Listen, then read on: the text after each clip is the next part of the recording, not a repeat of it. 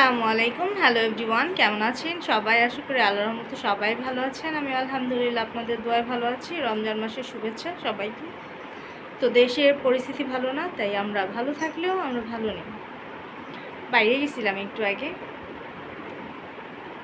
আমরা অনেক সময় অনেককে দোষারোপ করি, তাই না? আসলে কিছু মানে সব মানুষ না, মানুষের মধ্যে কিছু মানুষ আছে যাদের আচরণ সব কিছু একটু অন্যরকম।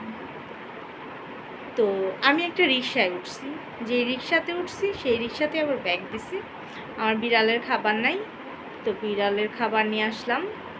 তো যাওয়ার সময় যেই ছেলেটা রিকশায় উঠছি মানে ভালো আছে, তাই না?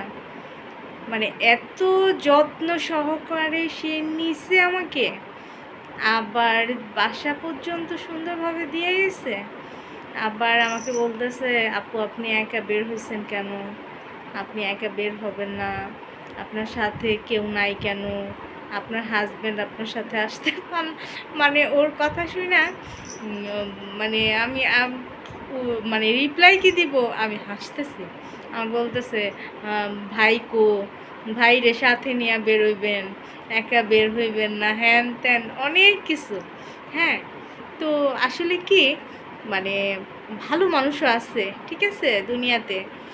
আর এত যত্ন সহকারে মানে যেমন ওর মা বোনকে যেভাবে নিত, আবার রাস্তার মধ্যে কিছু কিছু জায়গায় উঁচু ডিপ সিস্টেম উঁচু থাকে না, মানে এত সুন্দরভাবে আস্তে করে উঠাইলো, আস্তে করে নামাইলো, ঠিক আছে।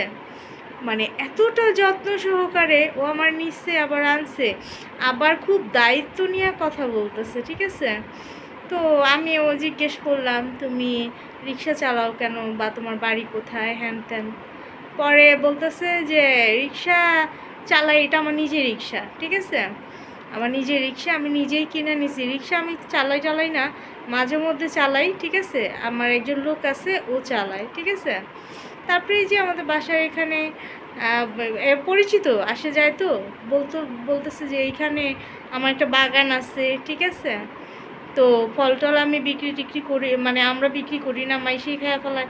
মানে একটু মানে ফুটানি আলাপও, কিন্তু ফুটানি আলাপ করলেও মানে খুবই মানে ওর বিহেভিয়ারটা আমার খুব ভালো লাগছে। আর এমনি তো না, আমি একটা জিনিস সবসময় ফলো করি, এটা আসলে আল্লাহ তাআলার একটা রহমত।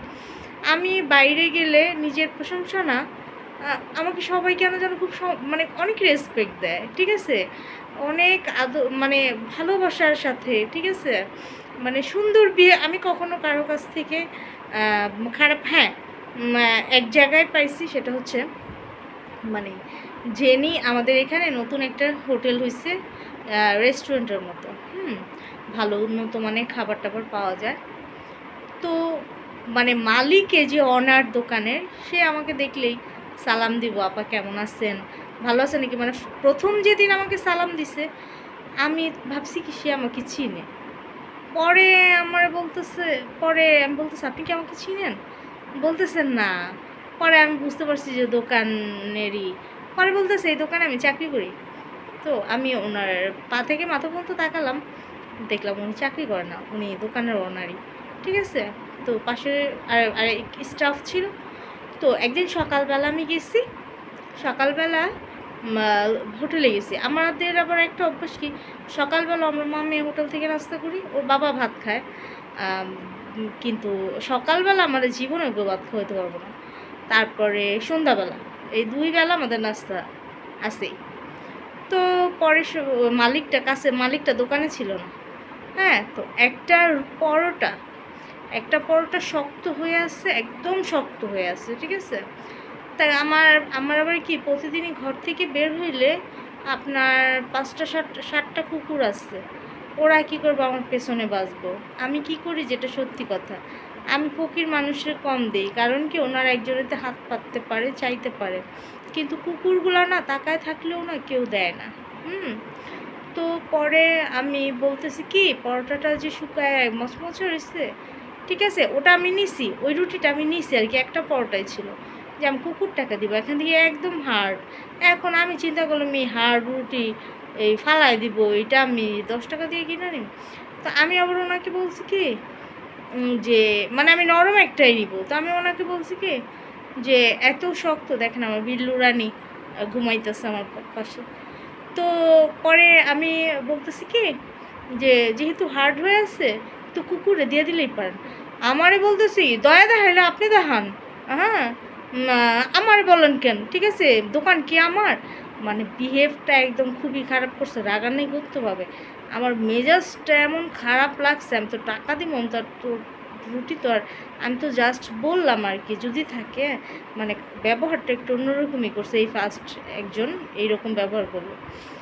তো পরে দোকানের মালিক আসছে, আইসা তো দেখা মানে ফায়ার হয়ে গেছে, রাগ হয়েছে অনেক। ঠিক আছে, পরে মালিকে আমার সাথে কথা বলতেছে। পরে আমি বললাম কি ভাই আপনার স্টাফ খুবই, ওনার বিহেভিয়ার এতটা বাজে। ঠিক আছে, এইরকম বিহেভিয়ার থাকলে আপনার কাস্টমার থাকবে না, বুঝতে পারছেন?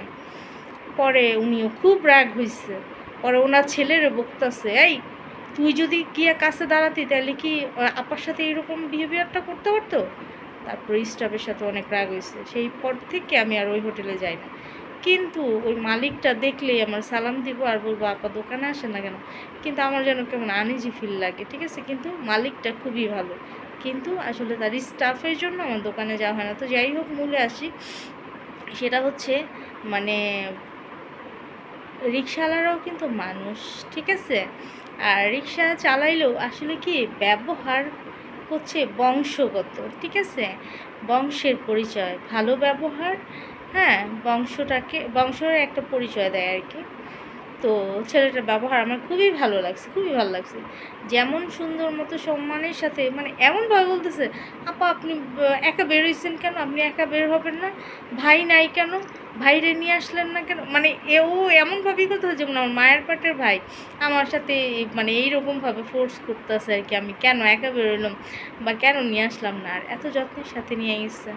তো ওর ব্যবহারটা আমার ভীষণ পরিমাণ ভালো লাগছে, ভীষণ পরিমাণ ভালো লাগছে। তো এটাই আপনাদের সাথে শেয়ার করলাম।